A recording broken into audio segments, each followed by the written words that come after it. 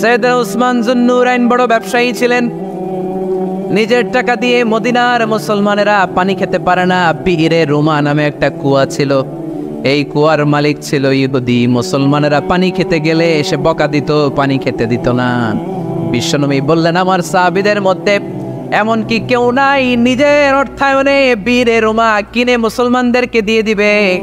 সাইয়েদনা উসমান যুন্নুরাইন বলল, ইয়া রাসূলুল্লাহ, আপনার খেদমতে আমি হাজির। মুহূর্তের মধ্যে সাইয়েদনা উসমান যুন্নুরাইন নিজের অর্থায়নে বিরে রোমাটা কিনে মুসলমানদের জন্য সদকা করে দিয়েছে।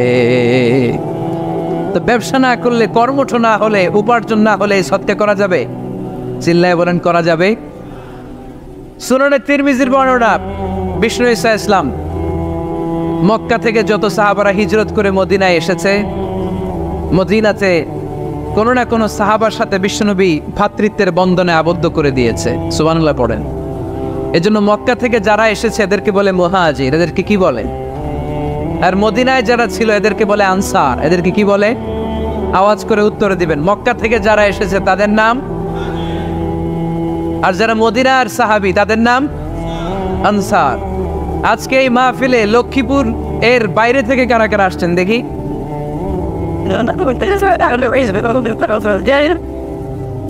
মাশাআল্লাহ, মাশাআল্লাহ, অনেক আসছে। আল্লাহ ভাইদেরকে তুমি কবুল করো, হাত নামান। এই যে লক্ষ্মীপুরের বাইরে থেকে যে ভাইরা আসছে তারা লক্ষ্মীপুরের মেহমান, ঠিক কিনা? মক্কা থেকে হিজরত করে যে সমস্ত সাহাবারা এসেছিল তারা ছিল মদিনার মেহমান। বিশ্বনবী এক এক মক্কার সাহাবীকে মদিনার এক এক সাহাবীর সাথে ভ্রাতৃত্বের বন্ধনে আবদ্ধ করে দিলেন। আব্দুর রহমান ইবনে আউফ রাদিয়াল্লাহু তাআলা আনহু, ওনার সাথে ভ্রাতৃত্বের বন্ধনে যে সাহাবীকে বিশ্বনবী আবদ্ধ করে দিলেন ওনার নাম হচ্ছে সাআদ ইবনে রাবিয়া। কিনা? মদিনার অনেক বড় ব্যবসায়ী। বিশ্বনবী বললেন, ও আব্দুর রহমান ইবনে আউফ,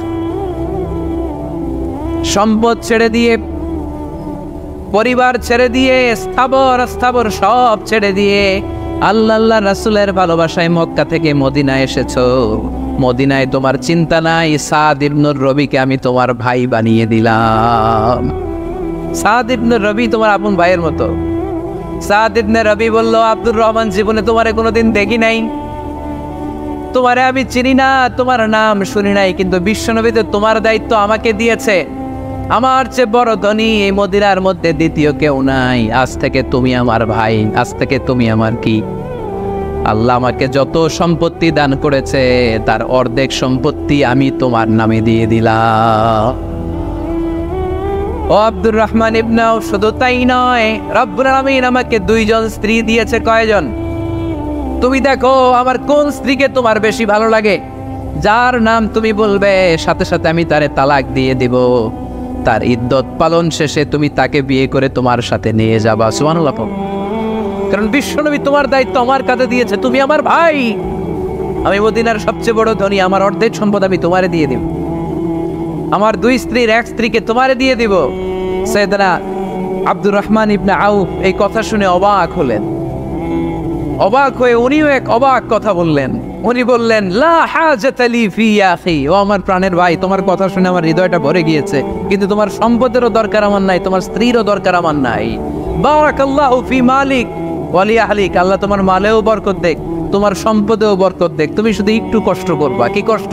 দুল্লানি আলা সুক, show me the way to the market. তুমি মদিনায় কোনো মার্কেট আছে কিনা, শপিং মল আছে কিনা, ব্যবসা প্রতিষ্ঠান আছে কিনা আমারে দেখায় দাও। সুবহানাল্লাহ পড়ে। আমরা হইলে কি করতাম? লক্ষ্মীপুরে যারা আসছে এদের একজনও যদি বলা হয়, ভাই আপনি এখন থেকে লক্ষ্মীপুরের ভাই, আমার অর্ধেক সম্পদ আপনারা দিয়ে দিব, কি করবে? পায়ের উপর পা তুলে খাবে আর বলবে কি আনন্দ আকাশে বাতাসে, ঠিক কিনা? এরপর যদি বলি, ভাই আমার দুই বউ যেটারে সুন্দর লাগে বলেন তালাক দিয়ে দেই, নিয়ে যান, কি বলবে? কি আনন্দ আকাশে বাতাস। আল্লাহ রাসূলের সাহাবী আব্দুর রহমান ইবনে আউফ বললেন, লা হাজাতা লি ফি, আমার দরকার নেই। দুল্লানি আলা সুক, just show me the way to market. এখানে মার্কেট কই আছে দেখায় দাও। অবাক হয়ে গেলেন সাদ বিন রবি, বললেন, ও আব্দুর রহমান ইবনে আউফ, ঠিক আছে, তুমি যদি নিতে না চাও তোমার আমি জোর জবরদস্তি করব না। শুনে রাখো, মদিনাতে ইহুদিদের কয়নুকার একটা বাজার আছে। এই কথা বলার সাথে সাথে আব্দুর রহমান ইবনে আউফ চলে গেলেন। এরপরের দিন অল্প কিছু পনির আর ঘি দিয়ে ব্যবসা শুরু করলেন। পনির আর ঘিয়ের ব্যবসা করতে করতে করতে করতে ব্যবসায় তিনি এত লাভ করলেন, উনি বললেন আমি যদি কখনো মদিনার বালুর মধ্যে হাত দিতাম ওই বালুটারও সোনা বানায় দিত কে? দুল্লানি আলা সুক, লক্ষ্মীপুরের কর্মঠ যুবক ভাইয়েরা, এ আব্দুর রহমান ইবনে আউফ আমাদের প্রেরণা। উনি অন্যের ঘাড়ে পাড়া দিয়ে খেতে চায় নাই, আরেকজনের উপর ডিপেন্ডেন্ট বা নির্ভরশীল হতে চায় নাই।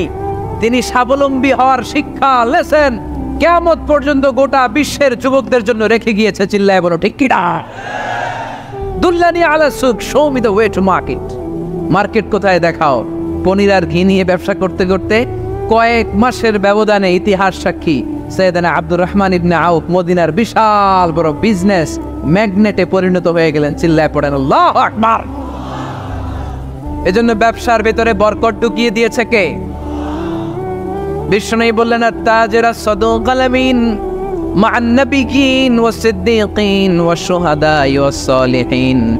আমানতদার ব্যবসায়ী তারা সাধারণ কোনো মানুষ নয়, কিয়ামতের দিন নবীদের সাথে হাসর হয়ে যাবে।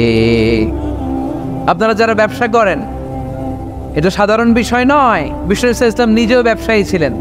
ওনার জীবনের প্রথমে তিনি খাদিজা রাদিয়াল্লাহু তাআলা আনহার ব্যবসার স্টাফ হয়ে কাজ শুরু করেছেন, এরপরে নিজে ব্যবসা শুরু করেছেন। এরপরে খাদিজাতুল কুবরা রাদিয়াল্লাহু তাআলা আনহা সব সম্পত্তি বিয়ের পরে বিশ্বনবীর পায়ের সামনে ঢেলে দিয়েছেন।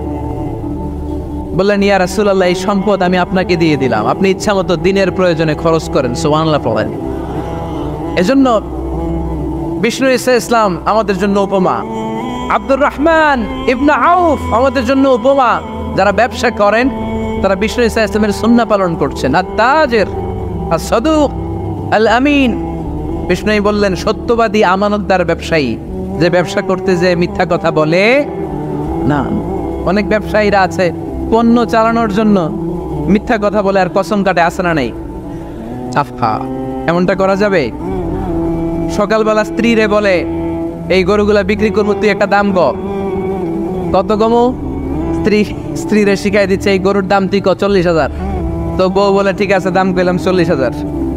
তো এরপরে বাজারে যখন গরু বিক্রি করতে যায় একজন যখন বলে যে ভাই এটা 30,000 টাকা দিয়ে কিনবো, কয় ভাই আল্লাহর কসম সকালে একজন 40,000 দাম কইছে, আমি দেই নাই।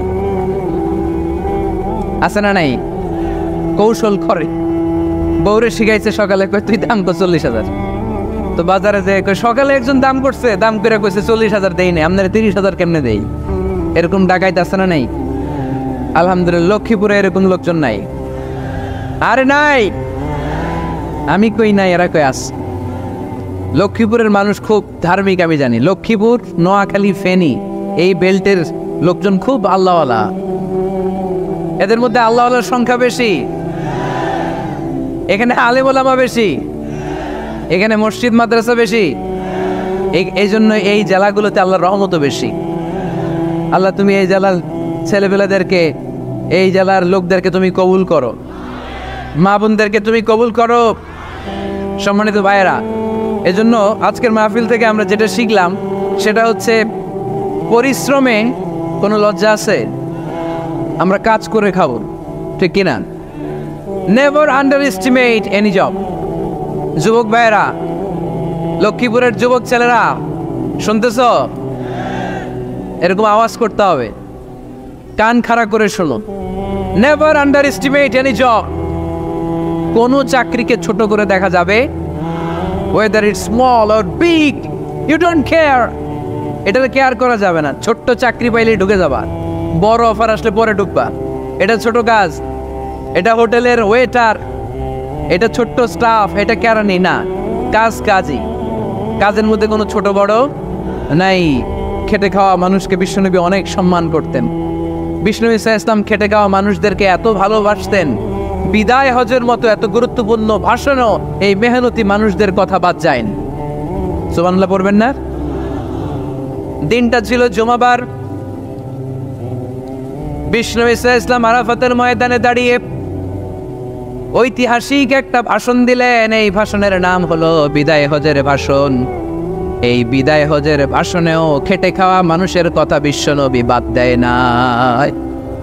বিশ্বনবী বলেছেন আরিকাকুম আরিকাকুম, খবরদার অধীনস্থ কর্মচারীদের সাথে খারাপ আচরণ করো না। আতঈমুহুম মিম্মা তাকুলুন ওয়াকসুহুম মিম্মা তালবিসুন, খবরদার মনে রেখো তোমরা যা খাবে তোমাদের অধীনস্থ কর্মচারীদেরও তা খাওয়াবে, তোমরা যা পড়বে তাদেরও তা পড়াবে। বিশ্বনবী শেষ নিঃশ্বাস ত্যাগ করে যাওয়ার আগে যেই কয়েকটা কথা বলেছিলেন তার মধ্যে মেহনতি মানুষদের জন্য কথা আছে রাড়াই। বিষ্ণু ইসলাম যখন শেষ নিঃশ্বাস ত্যাগ করবেন তিনি বলেছিলেন আসসালাত আসসালাত, উম্মতেরা নামাজ নামাজ নামাজ ছেড়ে দিও না, নামাজ তরক করো না, নামাজ কাজা করো না। আর বলেছিলেন ওমা মালাকাত আইমানুকুম, অধীনস্থ কর্মচারীদের সাথে খবরদার খারাপ আচরণ করো না। যারা কর্মচারীদের সাথে খারাপ আচরণ করে, যারা মানুষের কাছ থেকে শ্রম নিয়ে কাজ করিয়ে টাকা দেয় না, কিয়ামতের দিন তাদের বিরুদ্ধে মামলা দায়ের করবে কে? কে করবে? হাদিসে কুদসি সাক্ষী বিষ্ণু ইসলাম বলেন, আল্লাহ তাআলা ফরমান আনা খাসমুহুম সালাসাতুন আনা খাসমুহুম ইয়াউমাল কিয়ামা। তিন শ্রেণীর ব্যক্তির বিরুদ্ধে আল্লাহ বলেন আমি নিজেই কিয়ামতের দিন মামলা দায়ের করব। I will be against them in the day of judgment. Three categories of people I will be against them in the day of judgment. তিন শ্রেণীর লোক কিয়ামতের দিন তারা ছাড় পাবে না। আল্লাহ বলেন আমি নিজেই তাদের বিরুদ্ধে মামলা দায়ের করব। এর মধ্যে এক শ্রেণীর লোক হচ্ছে রাজুলুন ইস্তাজারা জিরান ফাস্তাউফা মিনহু ওয়া লাম ইয়াতি আজরা, একজন শ্রমিক ভাড়া করে তার কাছ থেকে কাজ নিয়েছে কিন্তু তার পারিশ্রমিক আদায় করে নাই। এরকম আছে না নাই? দাপট দেখায়, দাপট দেখায় ইউনিভার্সিটির ক্যান্টিনগুলোতে, ইউনিভার্সিটির ক্যান্টিনে যে খায় মাগার বিল দেয় না, এরকম ডাকাইতে আছে না নাই? চায়ের দোকানে চা খায় পরে দিব বিল দেয় না, আছে না নাই? দোকানে যে পণ্য কিনে বিল দেয় না পরে দিব, আছে না নাই? কিয়ামতের দিন আল্লাহ তোর এই মাস্তানি ছুটাবে, চিল্লা এখন ঠিক কিনা? আনা খাসমুহুম, আমি নিজেই তাদের বিরুদ্ধে মামলা দায়ের করব। কথাটা কার? এজন্য বিশ্বনবী বললেন খবরদার মেহনতি মানুষ, খেটে খাওয়া মানুষ, এদের দোয়া কবুল হয়ে যায়। আতুল আজিরা আজরাহু ক্বাবলা আন ইয়াজিফা আরাকুহু, খবরদার বিশ্বনবী বললেন শ্রমিকের ঘাম শুকিয়ে যাওয়ার আগে তাদের পারিশ্রমিক মিটিয়ে দাও। বিশ্বনবীর বিখ্যাত হাদিস আতুল আজিরা আজরাহু ক্বাবলা আন ইয়াজিফা আরাকুহু, শ্রমিকের ঘাম মাটিতে লাগার আগে, শুকিয়ে যাওয়ার আগে তাদের পারিশ্রমিক মিটিয়ে দাও। কেননা তারা যদি বদদোয়া করে তোমার জীবনকে জাহান্নাম বানিয়ে দিবে কে? বিষ্ণু ইসলাম সব সময় খেটে খাওয়া মানুষদেরকে আগলে রাখতেন। সব সময় শুধু যে ভাষণে মেহনতি মানুষদের সাথে ভালো আচরণ করতে বলতেন, শ্রমিকদের সাথে ভালো আচরণ করতে বলতেন এমনটা নয়, ওনার ব্যক্তিগত জীবন ঘাটলেও দেখা যায় উনি শ্রমিকদের সাথে কেমন আচরণ করেছেন। বিষ্ণু ইসলামের একজন খাদেম ছিল, আপনারা তার নাম জানেন? কি নাম? সবাই বলেন আনাস। আওয়াজ করে বলেন বিশ্বনবীর খাদেমের নাম। নামটা কেমন লাগে? ভালো লাগে? ছেলে হইলে রাখবেন তো? রাখবেন? অনেকে আমার জিজ্ঞেস করে যে আমার একটা ছেলের নাম বলে দেন। এই এলাকার যদি কারো সম্ভাব্য আগন্তুক 2-1 মাস পরেই ছেলে পৃথিবীতে আসবে, এর নাম রাখবেন আনাস। নাম কি রাখবেন? খাদিমু রাসূলিল্লাহ, আল্লাহ রাসূল সাল্লাল্লাহু আলাইহি ওয়াসাল্লামের খাদেম। এই খাদেমের কাছ থেকে একটু শোনেন ওনার মালিক কেমন ছিল, শুনবেন নাকি কষ্ট হচ্ছে? সম্মানিত ভাইয়েরা খেয়াল রাখবেন, কোন পীর সাহেবের ব্যাপারে যদি আপনি রিপোর্ট চান পীর সাহেবের বউয়ের কাছ থেকে শুনবেন। কথা কয় না, বোঝে নাই বোধ হয়। একজন পীর সাহেব হুজুর উনি কেমন, রিপোর্ট নেবেন কার কাছ থেকে? কার কাছ থেকে? বউয়ের কাছ থেকে। একজন বড় সাহেব, বড় নেতা, তার ব্যাপারে যদি রিপোর্ট পেতে চান আমি কয়েকটা জায়গায় বলে দিই, এই জায়গাগুলো থেকে রিপোর্ট নেবেন। 1 নাম্বার তার ড্রাইভার, 1 নাম্বার। 2 নাম্বার তার বাড়ির দারোয়ান, 2 নাম্বার। 3 নাম্বার তার খাদেম, 3 নাম্বার। 4 নাম্বার তার ঘরের কাজের মেয়ে, 4 নাম্বার। এদের কাছ থেকে আসল রিপোর্ট পাওয়া যায়, ঠিক কিনা? এবার বিশ্বনবীর ব্যাপারে বিশ্বনবীর খাদেম কি বলে শুনবেন? বুঝে নাই বোধ হয়। বিশ্বনবীর ব্যাপারে বিশ্বনবীর খাদেম কি কমেন্টস করছে শুনতে চান? খাদেমের নাম আরো জোরে বলতে হবে। আনাস রাদিয়াল্লাহু তাআলা, আনাস রাদিয়াল্লাহু তাআলা আনহু বলেন বিশ্বনবী যখন মক্কা থেকে মদিনায় হিজরত করে আসলেন মদিনার অলিতে গলিতে আনন্দের বন্যা বয়ে গেল। তলা আল বাদরু আলাইনা বলে সবাই বিশ্বনবীকে বরণ করে নিল। সবাই বিশ্বনবীর সাথে দেখা করতে আসলো।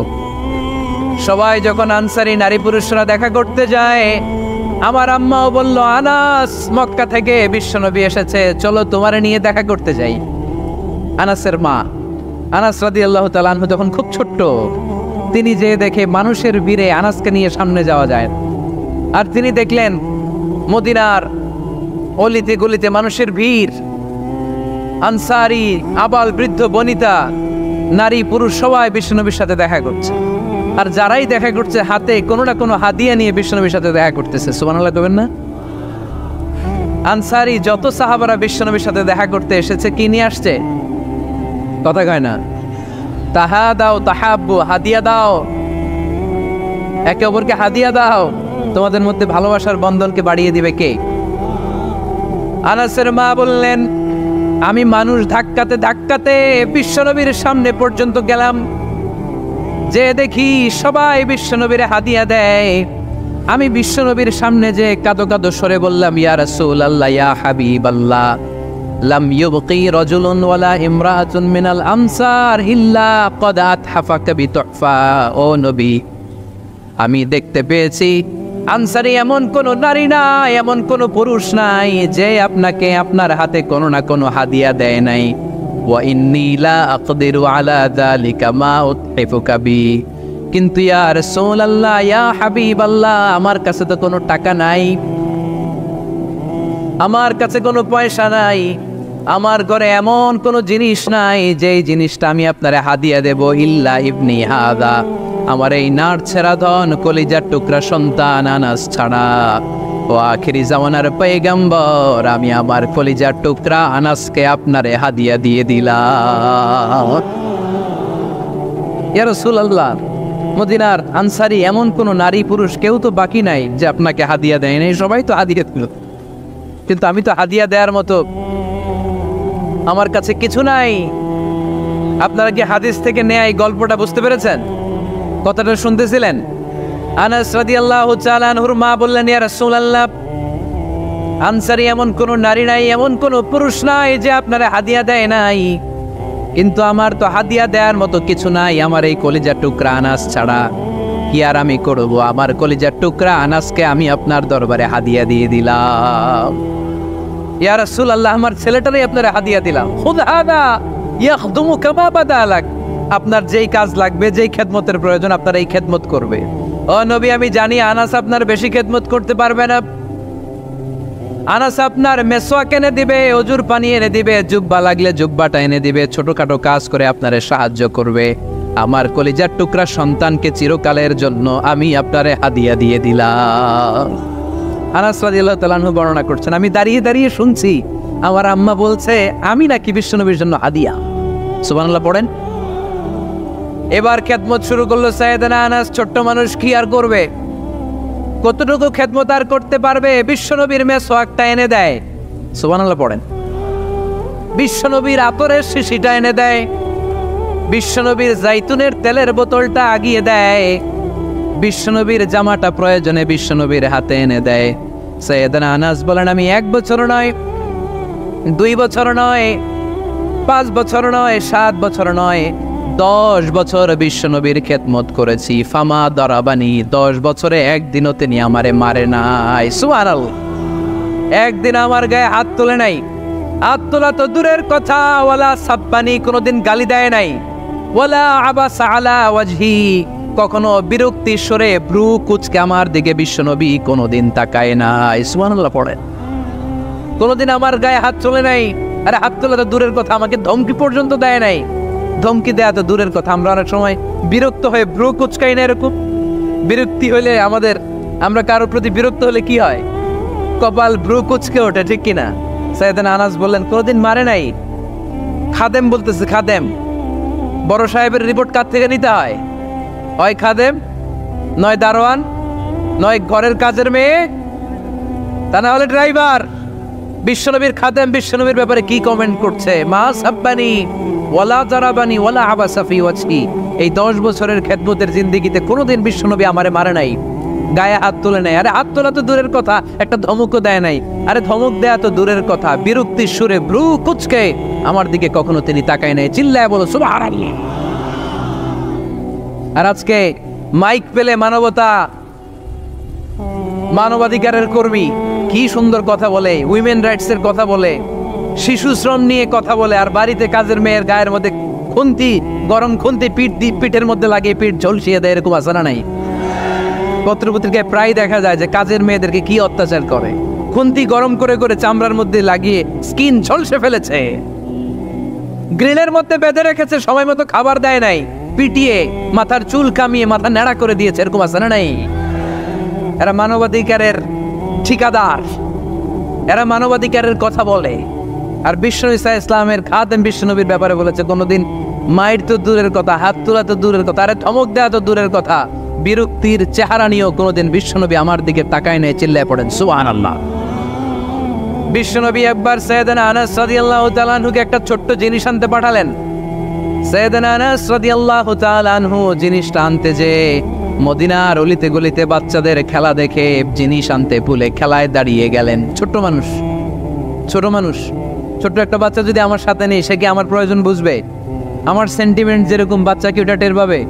ছোট্ট আনাসকে বললেন, আমার জুব্বা নিয়ে আস। বিষ্ণু ইসলাম শাম দেশের জুব্বা পড়ত, বলতেন জুব্বা নিয়ে এসো। জুব্বা আনতে যখন বেরোলেন আনাস রাদিয়াল্লাহু তাআলা আনহু, দেখলেন মদিনার অলিতে গলিতে বাচ্চারা কুতকুত খেলে। কি খেলে? আপনারা খেলেন? তো এই খেলা দেখে আনাস রাদিয়াল্লাহু তাআলা আনহু ভুলে গেলেন যে বিশ্বনবীর জামা আনতে হবে। উনি ভুলে যে উনিও দাঁড়িয়ে খেলা দেখতে শুরু করলেন। এখন ঘন্টার পর ঘন্টা যায়, আনাসও আসে না, জামাও আসে না।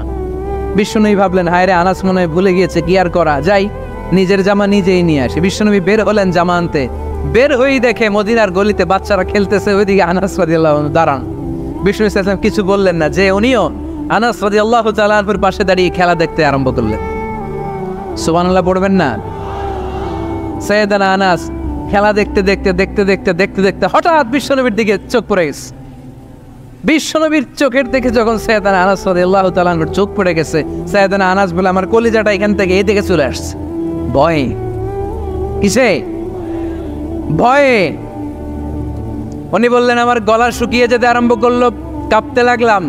হায় হায়, এখন আমার মনে পড়ছে বিশ্বনবীর জামা আনতে পাঠাইছিল, ভুলে গেছে খেলার আবেশে পড়ে। উনি বললেন, বিশ্বনবী আমারে ধমক দেন নাই, আমার গায়ে হাত তোলেন নাই, জামা আনতে পাঠাইছি, এখানে খেলা দেখতেছো এটাও বলেন নাই, বিরক্তিও প্রকাশ করেন নাই। বিশ্বনবী শুধু একটা হাসি দিয়েছেন, স্মাইল। কি দিয়েছেন? একটা মুচকি হাসি দিয়েছেন। কি হাসি? সাইয়েদনা আনাস বলে, ওই যে ওই দিনের বিশ্বনবীর মুচকি হাসির শাসন, মরার আগের দিন পর্যন্ত আমি আনাসকে সোজা রাস্তায় রেখেছি, আর ডানে বায়ে নেয় নাই। শাসন করতে জানলে লাঠি লাগে না, শাসন করতে জানলে ধমক লাগে না, শাসন করতে জানলে পিট্টি দেয়া লাগে না। মুচকি হাসি দিয়েও শাসন করা যায় কি যায় না? সাইয়েদনা আনাস বলেন, কোনোদিন মারে নাই, কোনোদিন ধমক দেয় নাই, সব সময় আমাকে আদর করেছে। চিল্লায় পড়েন সুবহানাল্লাহ। এজন্য সব সময় বিষ্ণু ইসলাম শ্রমিকদেরকে ভালোবাসতেন। শ্রমে কোনো লজ্জা নাই, লজ্জা হচ্ছে অলসতায়। আজ থেকে এই মাহফিল, এই এত বড় আয়োজন, এত বড় গ্যাদারিং তখনই সার্থক হবে যখন আমরা এই সিদ্ধান্তে আসতে পারবো যে আমরা অলস সময় কাটাবো না, আমরা আমাদের এই সময়গুলোকে প্রোডাক্টিভ ওয়েতে কাজে লাগাবো, কোনো না কোনো কাজের সাথে জড়িত হব। Never under estimate any job, whether it's big or small, বড় হোক বা ছোট হোক, কোনো কাজকে আমরা ছোট করে দেখবো না। যে কোনো কাজ করো না ভাই, যে কোনো কাজ করো, তা যেন হয় সবার চেয়ে সবচেয়ে সুন্দর। আমাদের অবসর সময়গুলোকে কাজে লাগানোর দরকার আছে না নাই? আমরা নিজেদেরকে কর্মঠ করে, কর্মজীবী হিসেবে, শ্রমজীবী হিসেবে নিজেদেরকে প্রতিষ্ঠিত করতে চাই। রাজি আছো মুসলমান? লক্ষ্মীপুরের যুবক ছেলেরা আওয়াজ করে বলো, পারা যাবে? লজ্জা কিসে? লজ্জা কিসে? অনেকে টাঙ্কি মারে, এদিক সেদিক ঘুরে, আর বলে আমার আব্বা চেয়ারম্যান। আরে তোর আব্বা চেয়ারম্যান, তুই কি? আমার আব্বা MP, member of the parliament. আরে তোর বাবা এমপি, এটা তো তার গৌরব, তোর কি আছে সেটা বল। এজন্য নিজের পায়ে দাঁড়াবে। অলসতার সাথে আমাদের কোনো সম্পর্ক। আজকের এই মাহফিল থেকে আমরা অলসতা, অকর্মণ্যতাকে নো বলে দিলাম। অলসতাকে আমরা কি বললাম? আরো জোরে বলতে হবে, অলসতাকে কি বলবো? আর সব সময় কর্মঠ থাকবো, এনার্জেটিক থাকবো, নিজের পায়ে দাঁড়াবো, আইডিয়া জেনারেট করব, এন্টারপ্রেনার হওয়ার চেষ্টা করব, নতুন নতুন উদ্যোক্তা হওয়ার মাধ্যমে আমরা আমাদের নিজেদের ভাগ্য পরিবর্তনের চেষ্টা করব। কারণ আল্লাহ বলেছেন, ইন্নাল্লাহা লা ইউগাইয়িরু মা বিকাওমিন হাত্তা ইউগাইয়িরু মা বিআনফুসিহিম। আল্লাহ তাআলা ততক্ষণ পর্যন্ত কোনো জাতির ভাগ্যের চাকার পরিবর্তন করে না যতক্ষণ পর্যন্ত ওই জাতি নিজে নিজের ভাগ্যের চাকার পরিবর্তন করতে না চায়। চিল্লা এখন ঠিক কি না? কাজে কোনো লজ্জা নাই, পরিশ্রমে কোনো লজ্জা আছে? যিনি রিক্সা চালায় এতে তার কোনো লজ্জা আছে? দিনমজুর, কুলি, ঠেলা গাড়ি চালায়, ছোট্ট ব্যবসা করে, এতে কোনো লজ্জা আছে? লজ্জা নাই। খেয়াল রাখবেন, লজ্জা হচ্ছে অলসতায়। লজ্জা কিসে? বিষ্ণু ঈসা ইসলাম বলেছেন, মা আকালা আহাদুন তুআমান কাত্তু খায়রুম মিন আইয়াকুলা মিন আমালিয়াতি। নিজ হাতে উপার্জিত খাবারের চেয়ে, অর্থের চেয়ে শ্রেষ্ঠ খাবার পৃথিবীর কোনো মানুষ কোনোদিন ভক্ষণ করে নাই। চিল্লায় কোন সুবহানাল্লাহ। শ্রেষ্ঠতম খাবার নিজ হাতে উপার্জিত খাবার, ঘাম জড়িয়ে যে অর্থ উপার্জন করা হয়, যে ইনকাম করা হয়, এটা হালাল। আর হালাল খেয়ে দোয়া করলে কবুল করে কে? এজন্য খেটে খাওয়া মানুষ, শ্রমজীবী মানুষ আর মেহনতি মানুষদেরকে বিশ্বনবী খুব ভালোবাসতেন। তারা বিশ্বনবীর বন্ধু আর বিশ্বনবী ছিল তাদের বন্ধু। সুবহানাল্লাহ পড়েন। এত ভালোবাসতেন বিশ্বনবী খেটে খাওয়ার মেহনতি মানুষদেরকে। সব সময় বিষ্ণু ইসলাম তাদের জন্য দোয়া করতেন। এজন্য যারা খেটে খায় তারা কপালওয়ালা, তারা মুস্তাজাবুদ দাওয়া। তারা কি? মুস্তাজাবুদ দাওয়া মানে এমন ব্যক্তি যে ব্যক্তি দোয়া করতে দেরি হয় কিন্তু দোয়া কবুল হতে দেরি হয় না। আপনারা এখানে ব্যবসা করেন কে কে? দেখি তো, হাত তুলেন তো। ব্যবসা, মাশাআল্লাহ, অনেক ব্যবসায়ী আছে তো দেখি। আচ্ছা, হাত নামান। চাকরি করেন কে কে? চাকরি, চাকরিও তো অনেক করে দেখি, হাত নামান। প্রবাসী, ছুটিতে দেশে আসছেন। হুজুর আমি আছি, কই? আপনি দেখতে আসছেন? মাশাআল্লাহ। কোন দেশে থাকেন? সৌদি আরব। আলহামদুলিল্লাহ। সৌদিতে ভাল লাগে নাকি সৌদি স্বপ্নের দেশ, খাটতে খাটতে জীবন শেষ? ইনশাআল্লাহ। আচ্ছা, ইউনিভার্সিটির স্টুডেন্ট আছো কারা কারা দেখি? মাশাআল্লাহ, হাত নামাও। ক্লাস 5 থেকে ইন্টারমিডিয়েট পর্যন্ত পড়াশোনা করতেছো অথবা দাখিল আলিম পর্যন্ত, কারা কারা দেখি? মাশাআল্লাহ, হাত নামাও, হাত নামাও। একবারও যারা হাত তোলেন না এবার তারা হাত তোলেন। আন্নেরা কি করেন? হ্যাঁ, বেকার।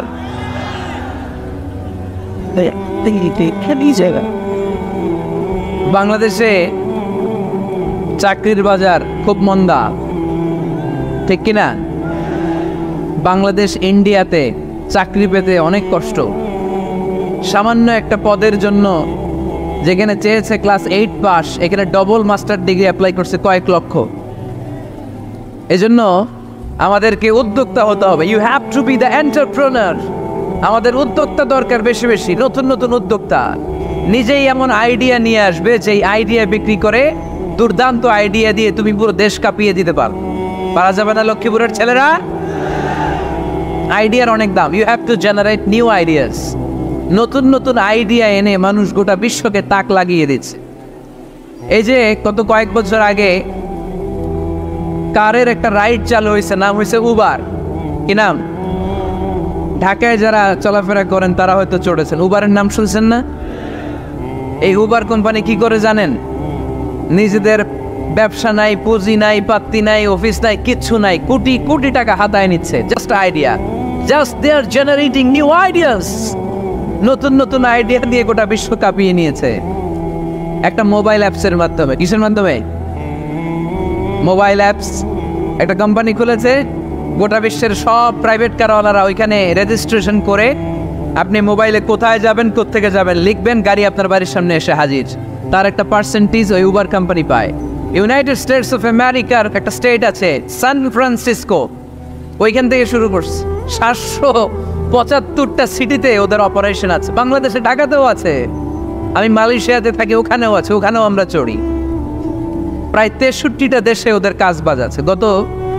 গত বছরে 2018 সালে ওদের প্রফিট ছিল, রেভিনিউ ছিল 11.27 billion US dollar, 11.27 US billion dollar. Just they are selling their ideas, নতুন নতুন আইডিয়া দিয়ে গোটা বিশ্বকাপ আছে। এই উবার যখন চালু হলো, আমি তখন মালয়েশিয়ায়, শুনলাম বাংলাদেশে নতুন আর একটা বাইর হয়েছে, পাঠাও। কি নাম? এটা বোধহয় সারা বাংলাদেশ ব্যাপী হয় নাই, 3টা জায়গায়, সিলেটে, চট্টগ্রামে আর ঢাকায়। এরা আরো চালাক।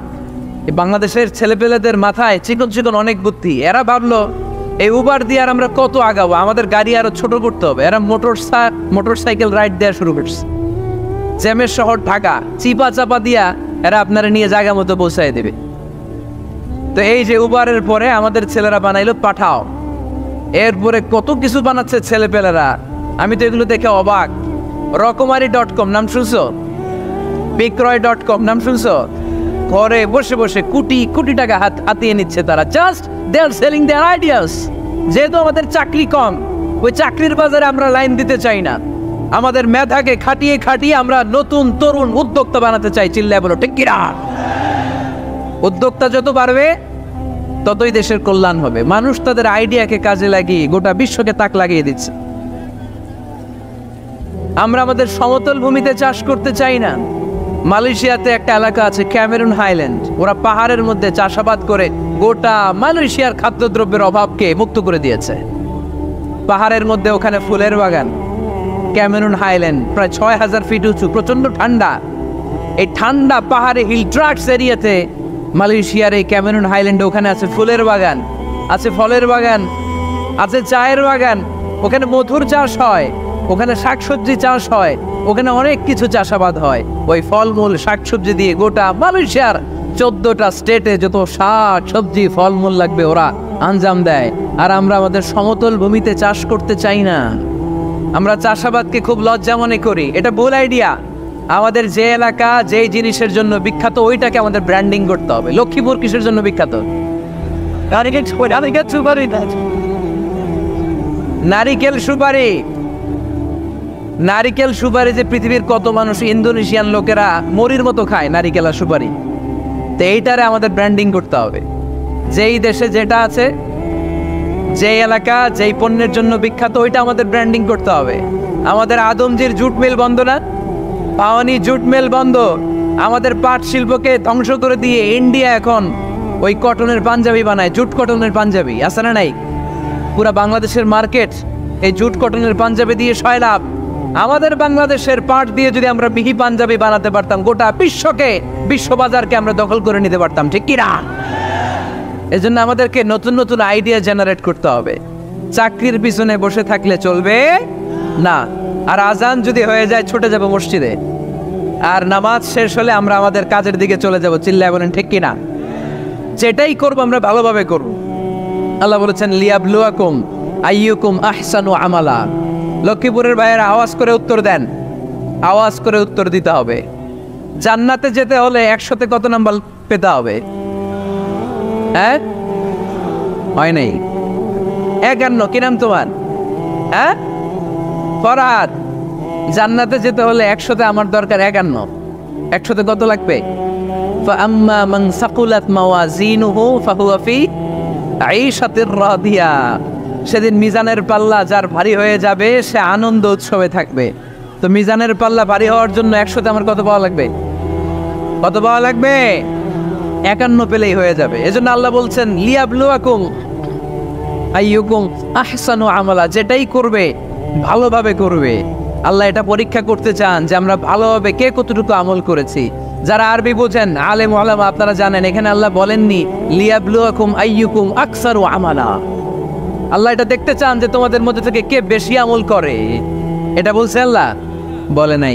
আল্লাহ বলেছে লিয়াবলুয়াকুম আইয়ুকুম আহসানু আমালা, যে ভালো করে করে। এজন্য আমরা যাই করি না কেন কি করে করব? আওয়াজ করে বলতে হবে। কেমন করে করব? যে কোনো কাজ করো না ভাই, যে কোনো কাজ করো তা যেন হয় সবার চেয়ে সবচেয়ে সুন্দর। পড়েন, যে কোনো কাজ করো না ভাই, যে কোনো কাজ করো, তা যেন হয় সবার চেয়ে সবচেয়ে সুন্দর। পড়েন, যে কোনো কাজ করো না ভাই, যে কোনো কাজ করো, তা যেন হয় সবার চেয়ে সবচেয়ে সুন্দর। হোক না সেটা পড়া লেখা, রঙের ভাষায় ছবি আঁকা। পড়েন, হোক না সেটা পড়া লেখা, রঙের ভাষায় ছবি আঁকা, হোক না সেটা সামান্য কাজ কিংবা মহত্তর, তা যেন হয় সবার চেয়ে সবচেয়ে সুন্দর। যে কোনো কাজ করো না ভাই, যে কোনো কাজ করো, তা যেন হয় সবার চেয়ে সবচেয়ে সুন্দর। চিৎকার করে বলেন ঠিক কিনা? আলোর শপথ, প্রভাতের সূর্য কিরণের শপথ। বিশ্বনবীর আশা জাগাচ্ছে, নবী, look up the sunlight, it's a very beautiful day out there।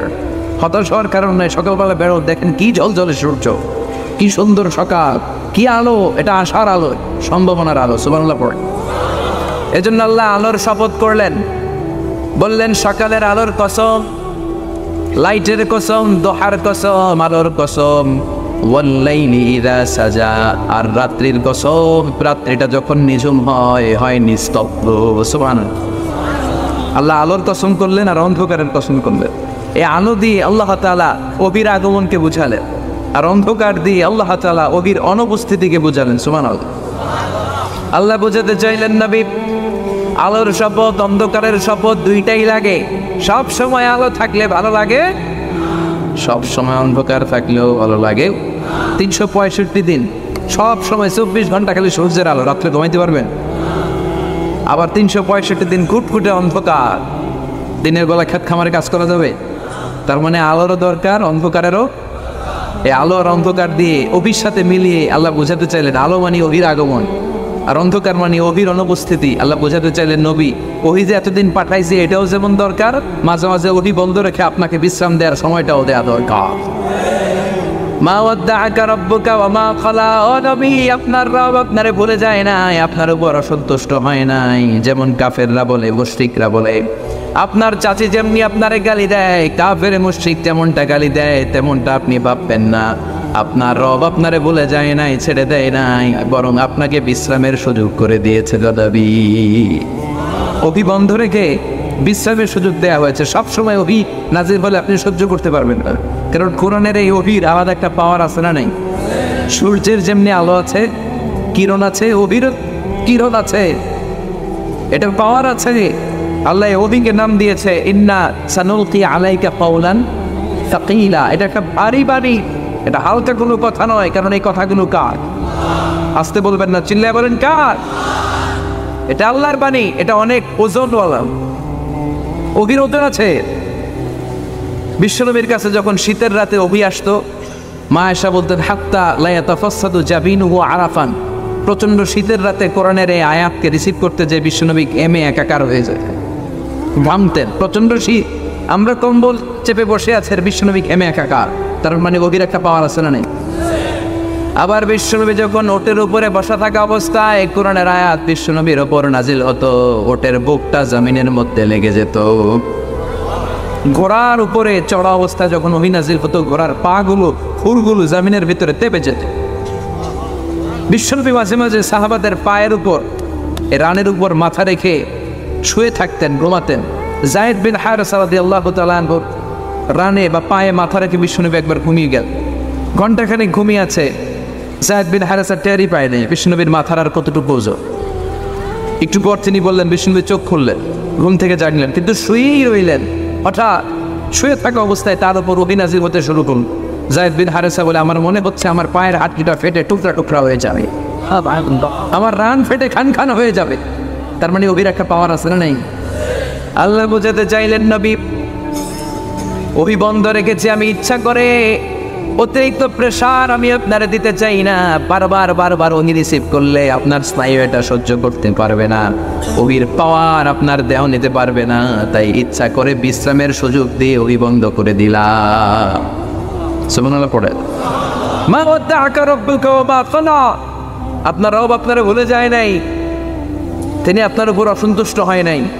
নবী জেনে রাখেন, ওয়ালাল আখিরাতু খায়রুল লাকা মিনাল উলা, আখিরাত এই দুনিয়ার চেয়ে আপনার জন্য শ্রেষ্ঠ। সুবহানাল্লাহ বলে। কিন্তু আমরা দুনিয়া নিয়ে ব্যস্ত। হ্যাঁ, আমাদের লাইফস্টাইল দেখে মনে হয় যে আমরা এই দুনিয়া থেকে যাবই না কোনোদিন। আজীবন থাকার জন্য আসছে, কেউ আম করে নিতে পারবে না। এই এলাকা আমার, ক্ষমতা আমার, বাড়ি আমার, গাড়ি আমার, দাপট আমার, সব আমার। এরকম আছে না নেই? কিন্তু আসলে কি আজীবন থাকতে আসছি? দাদা চলে গেল, বাবা গেল, মামা গেল, আপনি যাবেন না? না, হ্যাঁ যাবেন, চলে যেতে হবে, মাটির কবরে ঢুকতে হবে। আল্লাহ সেটাই বললেন, ওয়ালাল আখিরাতু খায়রুল লাকা মিনাল উলা। ও নবী, আখিরাত এ দুনিয়ার চেয়ে শ্রেষ্ঠ। আরেক আয়াতে বললেন আখিরাত দুনিয়ার চেয়ে শ্রেষ্ঠ এবং স্থায়ী। ঠিক কিনা?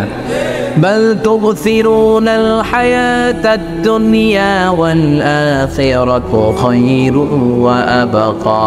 তোমরা দুনিয়ার জীবন নিয়ে পড়ে থাকো, কিন্তু আখিরাত শ্রেষ্ঠ, আখিরাত স্থায়ী। ঠিক কিনা? কবরে যেতেই হবে, পরপারে পারে জমাতেই হবে, বাঁচার কোনো উপায় নাই। চিৎকার করে বলেন ঠিক কিনা? মাইকম্যান কোন দিকে বসা? হ্যাঁ, সাউন্ডটা আরেকটু স্ট্রং করতে হবে, আমার অনেক চিল্লানো লাগতেছে। সাউন্ডটা আরেকটু স্ট্রং কর, খুব দুর্বল সাউন্ড। মাইক প্যান নাই, মাইক চেয়ে কোথায়? হ্যাঁ, একটু স্ট্রং করেন, একটু স্ট্রং করেন। এই জন্য পরপারে আমাদেরকে যেতে হবে। বিষ্ণুবীর আল্লাহ বুঝালেন, ওয়ালাল আখিরাতু খায়রুল লাকা মিনাল উলা। দুনিয়াটা স্থায়ী নয়। স্থায়ী কোনটা? আখিরাত। চিল্লায় বলেন, স্থায়ী কোনটা? এই দুনিয়ার জীবনের দৃষ্টান্ত হচ্ছে 4টা স্বর্ণের টুকরা আর 3টা লাশের মতো। স্বর্ণের টুকরা কয়টা? লাশ কয়টা? বনি ইসরায়েলের জামানায় 3 বন্ধু রিজিকের অনুসন্ধানে বের হয়েছে যে তারা কাজ করে ভাগ্যের পরিবর্তন ঘটাবে। পথিমধ্যে তারা একটা গুপ্তধন পেয়েছে, বিশাল বড় গুপ্তধনের বাক্স খুলে দেখে বড় বড় 4টা স্বর্ণের টুকরা। চিল্লায় বলেন কয়টা? এবার 3 বন্ধু তো মহা খুশি, আমগরে পাই কি? স্বর্ণের টুকরা পাইছে, আজীবন খেয়ে পরে আমরা জীবন শেষ করে দেব। তো 3 বন্ধু মিলে ভাগ বটোয়ারা করবে। একজন বললো পেটে প্রচন্ড ক্ষুধা লেগেছে, একজন বাজারে যা, বাজারে যে কিছু খাবার নিয়ে আয়, খেয়ে দেওয়ার পরে ভাগ করি। একজনের বাজারে পাঠিয়েছে, আর 2 বন্ধু মনে মনে ভাবে, একজন আরেকজনের বলে, যেটারে বাজারে পাঠালাম ওইটারে যদি মেরা ফেলতে পারি তাহলে তার ভাগ বটোয়ারার দরকার নাই। স্বর্ণের টুকরা 4টা, তুই নিবি 2টা, আমি নেব 2টা। যে বাজার থেকে রুটি কিনতে গিয়েছে সে মনে মনে ভাবে, রুটির মধ্যে যদি বিষ মাখানো যায়, আরে বিষ মাখানো রুটি যদি এই 2টারে খাওয়ানো যায়, তাই না? সবগুলাই আমার। তো যেই চিন্তা ওই কাজ, সে রুটির মধ্যে বিষ মাখিয়ে নিয়ে এসেছে। আর ওই 2 জন আগে থেকে রেডি, ওইটারে আইলেই সাইজ। আসার সাথে সাথে 2 জন মিলে ওই বন্ধুরে সাইজ করে ফেলছে। কিলাইতে ঘুষাইতে শেষ, ওইটারে দুনিয়া থেকে বিদায়। এবার একজন কয়, এটারে তো মারলাম, অনেক ক্ষুধা লেগে গেছে, চল খায়ালেন, কি করি? এবার বিষ মাখানো রুটি খেতে শুরু করেছে। বিষ মাখানো রুটি খেয়ে এই 2টাও শেষ। 3টা লাশ পড়ে আছে, 4টা স্বর্ণের টুকরা পড়ে আছে। এটাই হচ্ছে দুনিয়ার জীবনের দৃষ্টান্ত, যে দুনিয়ার জন্য আমরা পাগল। এই দুনিয়াটা একটা মোহ, একটা মায়াজাল, একটা মরিচিকা। এই লোভের পেছনে আমরা ছুটছি। এই মহাচ্ছন্ন দুনিয়াটাকে ছেড়ে দিয়ে আমাদেরকে কবরের জীবনের দিকে পাড়ি জমাতে হবে। চিল্লায় বলেন ঠিক কিনা? একদিন মাটির ভেতরে হবে ঘরে মন আমার, কেন বান্ধ দালান ঘর? প্রাণ পাখি উড়ে যাবে পিঞ্জর ছেড়ে, ধর ধামে সবই রবে, তুমি যাবে চলে। বন্ধু বান্ধব যত, মাতা পিতা দ্বারা সুত, সবই হবে তোমার পরে মন আমার, কেন বান্ধ দালান ঘর? একদিন মাটির ভেতরে হবে ঘরে মন আমার, কেন বান্ধ দালান ঘর? ঠিক কিনা? চলে যাওয়া লাগবে। এজন্য রাব্বুল আলামিন বলেন, ওয়ালাল আখিরাতু খায়রুল লাকা মিনাল উলা। ও নবী, দুনিয়ার জীবন স্থায়ী নয়, দুনিয়ার জীবনটা শ্রেষ্ঠ জীবন নয়, আখিরাতের জীবন হলো শ্রেষ্ঠতম জীবন। ঠিক কি না?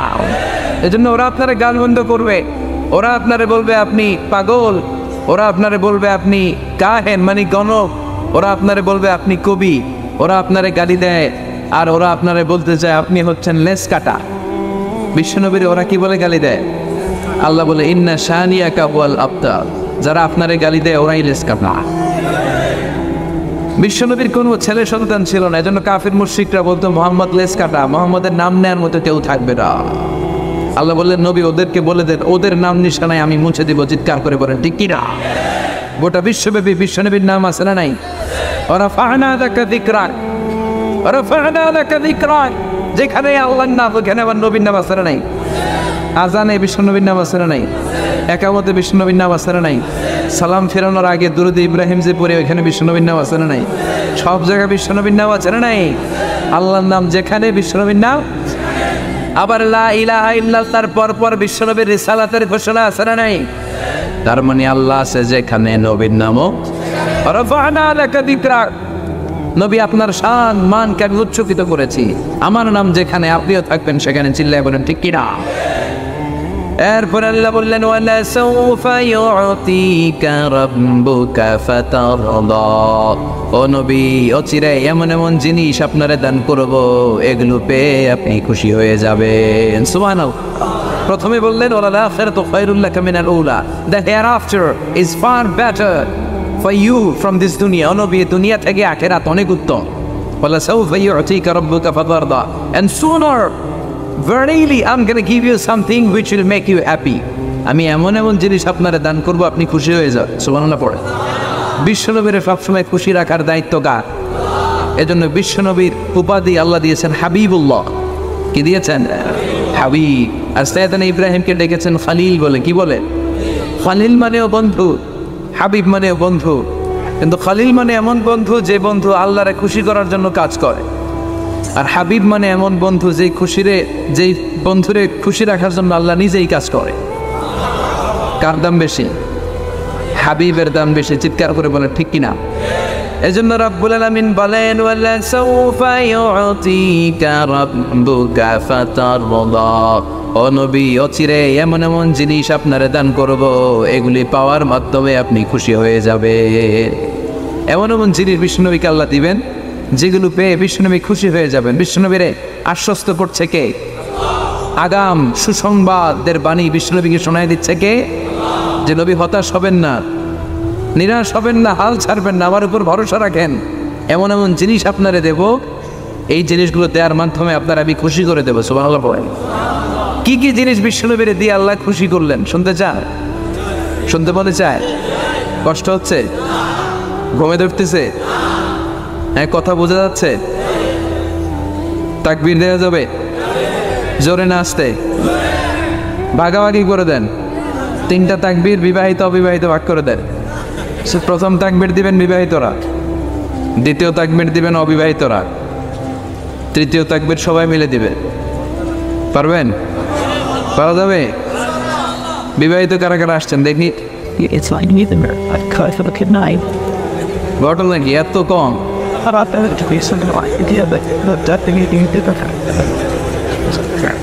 তো সংখ্যা অনেক কম।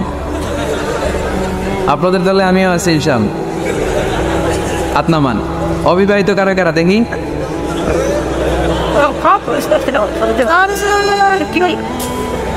মাশাআল্লাহ মাশাআল্লাহ। হাত নামাও। প্রথমে আমি লিল্লাহি তাকবীর বললে বিবাহিতরা আল্লাহু আকবার পড়বেন, এরপরে লিল্লাহি তাকবীর বললে অবিবাহিতরা পড়বেন। দেখবো বাঁশখালীর কি অবস্থা আজকে। বাঁশখালীতে বিবাহিতদের জোর বেশি না অবিবাহিতদের জোর বেশি? সকলের জোর বেশি। মাশাআল্লাহ। শুরুতে বিবাহিতরা তাকবীর পড়বেন, আমি পড়বো লিল্লাহি তাকবীর, আপনারা আল্লাহু আকবার। পারা যাবে? বিবাহিতরা রেডি?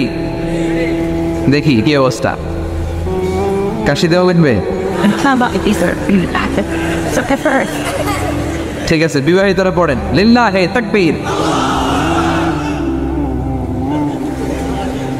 অনেক চেষ্টা করছে ওনারা, আলহামদুলিল্লাহ।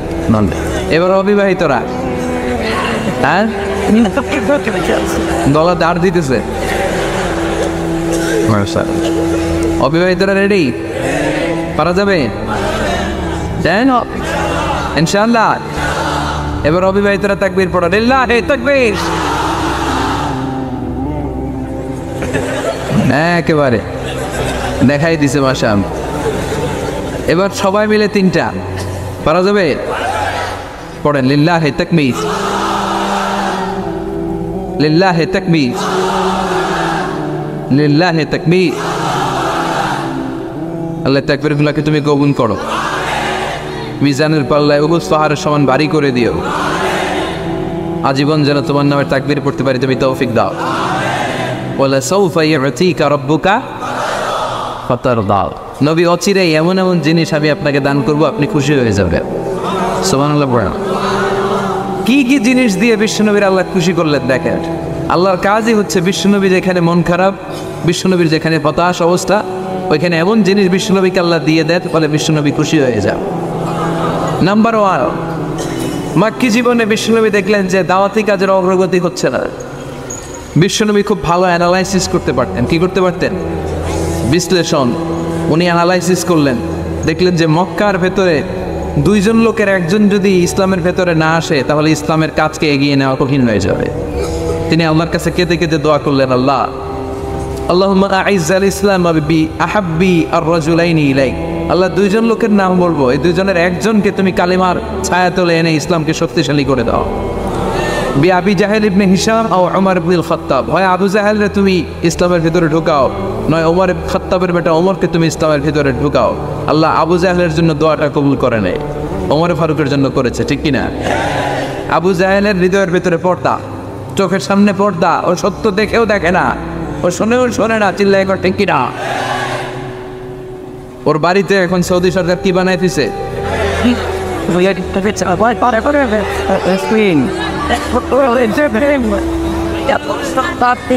আম্মা ল্যাট্রিন বাঙালি হাজিরা গেলেই যাই বনাই দিয়ে আসে। এবার কাবু যায় না, তোরে পাই না, তো ল্যাট্রিন পাইছেন, তো ল্যাট্রিন পাইয়া এই কাম করে। আবু জাইল্লারে পাইলে কি করতো? জুতা পিটা করতো। এই আবু জাহেল সে কালিমা পড়তে পারে নাই, ওমর ফারুকের জন্য এই দোয়াটা কবুল করে নিল কে? বিশ্বনবী রাতের বেলা কেঁদে কেঁদে দোয়া করলেন, আল্লাহুম্মা আইজ্জাল ইসলাম বিহাব্বি রাজুলাইনি ইলাইক। আল্লাহ আপনার কাছে যারে ভালো লাগে এই 2 জনের একজনকে আপনি ইসলামের ভেতরে ঢুকান। আল্লাহ ওমর ফারুকের জন্য দোয়া কবুল করলেন। বিশ্বনবী তখন আরকাম ইবনে দারিল আরকামের ঘরে লুকিয়ে লুকিয়ে দাওয়াতি কাজ করতেন। ওমর ফারুক খোলা তলোয়ার নিয়ে ছুটে এসেছে বিশ্বনবীকে মারার জন্য, ছুটে আসছে। এই দৃশ্য দেখে হামজা ইবনে আব্দুল মুত্তালিব বিশ্বনবীর কাছে যেয়ে বলে, ইয়া রাসূলুল্লাহ পালিয়ে যান, ওমর ফারুক আসতেছে আপনাকে মারার জন্য। বিশ্বনবী বললেন, হামজা আপনি সরে যান, অন্যান্য সাহাবাদেরকেও সরে যেতে বলেন, ওমরকে আমার কাছে আসতে দেন। আমার মনে হয় ওই যে রাতের বেলা চোখের পানি ছেড়ে আমি আল্লাহর কাছে দোয়া করেছি, আমার ওই দোয়াটা আজকে কবুল হতে চলেছে। ওমর ফারুক আসলেন, এসে তলোয়ারটা রেখে বললেন, আশহাদু আল্লাহ ইলাহা ইল্লাল্লাহ ওয়া আশহাদু আন্নাকা মুহাম্মাদুর রাসূলুল্লাহ। আমি সাক্ষ্য দিলাম আল্লাহ ছাড়া কোনো ইলাহ নাই, আর আপনি আল্লাহর প্রেরিত বান্দা ও রাসূল। আল্লাহু আকবার। ওমর ফারুক ইসলামের ভেতরে ঢুকে গেলেন, বিশ্বনবী খুশি হয়ে গেলেন, আল্লাহু আকবার। ওয়ালা সাউফা ইউতিকা রাব্বুকা। ও নবী, এমন এমন জিনিস আপনাকে আমি দিব, আপনি খুশি হয়ে যাবেন। ওমর ফারুককে ঢুকাই দিলেন ইসলামে, খুশি হয়ে গেল কে? কয় আল্লাহ। কে খুশি হইল? বিশ্বনবী খুশি হয়ে গেল। ওমর ফারুক ইসলামে ঢুকার সাথে সাথে ইসলামের শক্তিকে বাড়িয়ে দিল কে? ওমর ফারুক কালিমা পড়ার পরে বিশ্বনবীর বলে, নবী লুকিয়ে লুকিয়ে দাওয়াত দেন কেন? আলাইসাল কোরআন কিতাবুন হাক, এই কোরআন কি সত্য কিতাব নয়? বিশ্বনবী বললেন, কোরআন সত্য কিতাব। আলাইসা আনতা রাসূলুন হাক, আপনি কি সত্য রাসূল নন? আমিও সত্য রাসূল। আলাইসাল্লাহু ইলাহুন হাক, আমাদের আল্লাহ কি এক ইলাহ, সত্য ইলাহ নয়? বিশ্বনবী বললেন, আল্লাহ সত্য। ওমর ফারুক বলে, আমাদের কোরআন সত্য, আপনি নবী সত্য, আমাদের রব সত্য। ফাফিমাল ইখতিফা, তাহলে লুকিয়ে লুকিয়ে কেন? ফাফিমাল ইখতিফা, আর গোপন দাওয়াত কেন? বাইরে বের হয়ে পড়েন। আমি ওমর ফারুক আমার নেতৃত্বে আমি তাকবীর দেব। 2 কাতার করলেন। দ্বিতীয় কাতারের নেতা বানালেন হামজা ইবনে আব্দুল মুত্তালিবকে। প্রথম কাতারের নেতা নিজেই আরেকটা ভাষণ দিলেন, মান আরাদা আন তাফকুলা উম্মু ইয়াতামা ওয়ালাদু তারমিলা যাওজাতুহু ফালিয়াসুদ্দানি। 3 বাক্যের একটা ভাষণ দিলেন, বললেন, মান আরাদা আন তাফকুলা উম্মু, কে আছো মায়ের বুককে খালি করতে চাও? ইয়াতামা ওয়ালাদু, কে আছো সন্তানগুলার ইয়াতীম বানাতে চাও? তারমিলা যাওজাতুহু, কে আছো স্ত্রীকে বিধবা বানাতে চাও? ফালিয়া সুলতানি, পারলে আমি খাত্তাবের বেটা উমরের ঠেকাও। আবু আকবার বলে স্লোগান দিলেন। এই স্লোগানের আওয়াজ মক্কায় আর আগে হয় নাই। উনি পড়লেন লিল্লাহি তাকবীর, সবাই পড়লো স্লোগান শুরু। হাঁটতে লাগলেন, চলতে লাগলেন, হাতের সাথে হাত লাগিয়ে এই মক্কার জমিনে প্রকাশ্যে তাকবীর শুরু। আবু জাহেল, উতবা, শাইবা, ওয়ালিদ ইবনে মুগিরা সবাই ওমর ফারুকের সামনে এসে দিছে দৌড়। মিছিল থেকে বের হয়েছে, আইসে দেখে সামনে কে? ওমরের দেখে দৌড়। ওমর ফারুকের এমন হাইবাত ছিল, মুশরিকরা ভয় পেত, মুনাফিকরা ভয় পেত, এমনকি শয়তান ওমর ফারুকরা দেখলে ভয় পেত। বিশ্বনবী বলছেন, ওমর মা সালাকা শয়তান সালিকান ফাজ্জান ইল্লা সালাকা ফাজ্জান গায়রা ফাজ্জিক। ওমর, তোমার যদি শয়তান কোনো রাস্তা দিয়ে হাঁটতে দেখে, শয়তান ওই রাস্তা রেখে দিয়ে অন্য রাস্তা দিয়ে হাঁটে। আবার বিশ্বনবী বলছেন, লা নবিয়্যা বা'দি ওয়ালা রাসূলা, আমার পরে কোনো নবী নাই, কোনো রাসূল নাই, তবে আমার পরে যদি কেউ নবী হতো, নবী হওয়ার যোগ্যতা যদি কারো থাকে, আমার ওমরের সেই যোগ্যতা আছে।